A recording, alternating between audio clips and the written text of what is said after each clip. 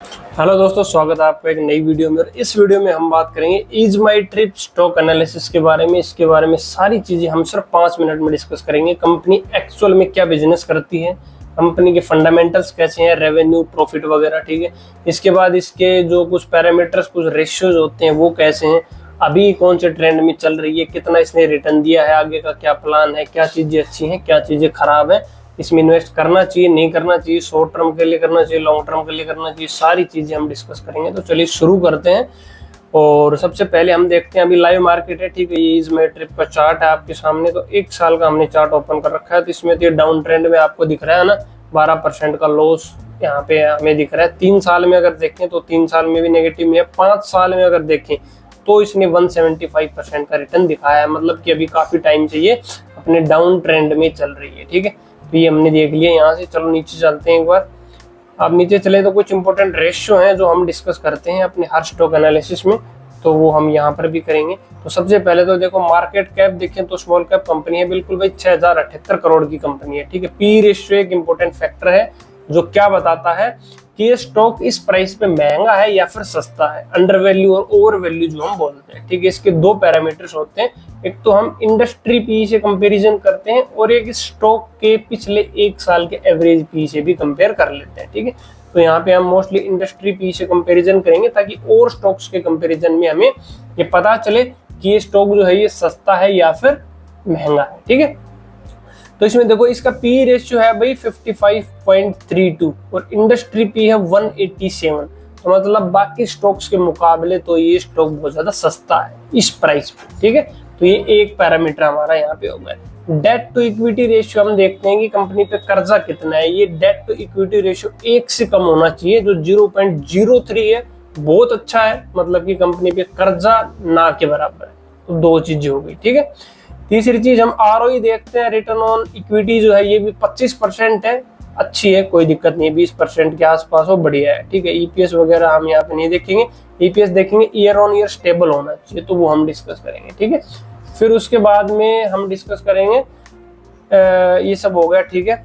अब चलते हैं इसका रेवेन्यू और हम देखते हैं प्रॉफिट वगैरह, ठीक है। तो ये आ गया रेवेन्यू। तो रेवेन्यू देखो, अब यहाँ से रेवेन्यू क्या है, पिछले 3 साल का देख लेते हैं। तो 2022 में था अभी 250 करोड़, ठीक है। 2023 में बढ़ के हो गया 464 करोड़ और 2024 में हो गया 609 करोड़।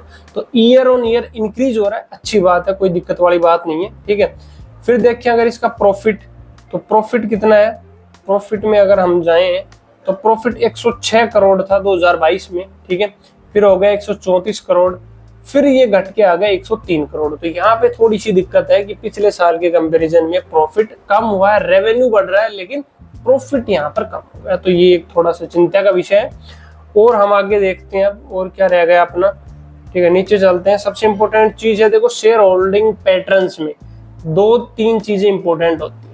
एक होता है प्रमोटर्स होल्डिंग, की जो मालिक हैं कंपनी के, जो उनका स्टेक जो है, उनकी हिस्सेदारी, वो ईयर ऑन ईयर या तो बढ़नी चाहिए, इंक्रीज होनी चाहिए, या फिर जितनी है उतनी होनी चाहिए, कम नहीं होनी चाहिए।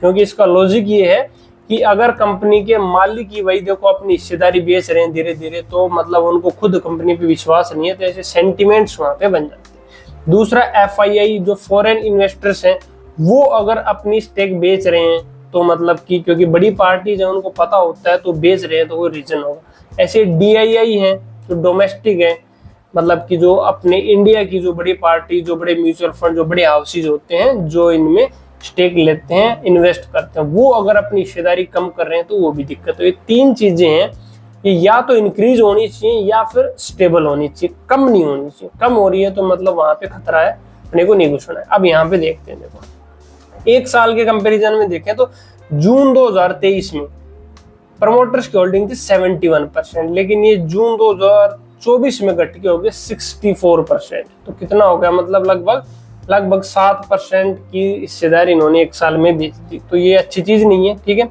फॉरेन इन्वेस्टर्स की देखें तो यहाँ पे थी 2.55%, ये 2.56 हुई है, मतलब ऑलमोस्ट सेम है। लेकिन प्रमोटर्स बेच रहे हैं तो ये हमारा नेगेटिव पॉइंट हो गया। यहाँ पे ये मैच होना था अपना, जो यहाँ पे मैच नहीं हो रहा, ठीक है। डीआई वगैरह की दे रही है कि रिटेल का कोई मैटर नहीं करता। रिटेल तो आपको पता है, आप हम जैसे हैं, वो तो जहां मन करता है वहां घुस जाते हैं, तो उनका कोई वो नहीं है। तो हमने कितनी चीजें देखी इसमें, हमने इसमें देखा एक तो भाई पी रेशियो देखा, पी रेशियो के हिसाब से स्टॉक सस्ता है। दूसरा हमने देखा डेट टू इक्विटी रेशियो बहुत कम है, बहुत अच्छी बात है। रेवेन्यू बढ़िया चल रहा है और इसका भाई साहब प्रॉफिट भी ठीक ठाक है, पिछले साल के कंपैरिजन में कम है। लेकिन दिक्कत यहाँ पे एक है कि जो होल्डिंग है प्रमोटर्स की वो कम हो रही है। तो इस पॉइंट के कारण हम इसमें इन्वेस्ट नहीं करेंगे, मेरा पर्सनल ओपिनियन है। आप अपने इन्वेस्टमेंट एडवाइजर की सलाह जरूर लें इसमें, ठीक है। और स्टॉक का ट्रेंड अगर हम देखें तो देखो, नॉर्मली ट्रेंड की बात करें तो भाई अब जो लास्ट हाई है इसका, तो इससे ऊपर जब ये जाएगा ना, ये जो 64 रुपीज इसका प्राइस है, तो इससे ऊपर जाएगा तो मैं उसमें बुलिश हूँ।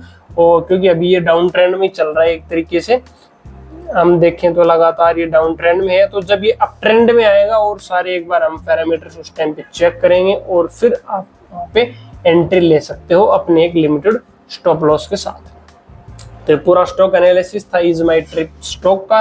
आपको कैसा लगा कमेंट्स में जरूर बताना, और कौन से स्टॉक का आपको एनालिसिस चाहिए कमेंट सेक्शन में बता सकते हो, हम डेफिनेटली उस पर वीडियो लेके आएंगे।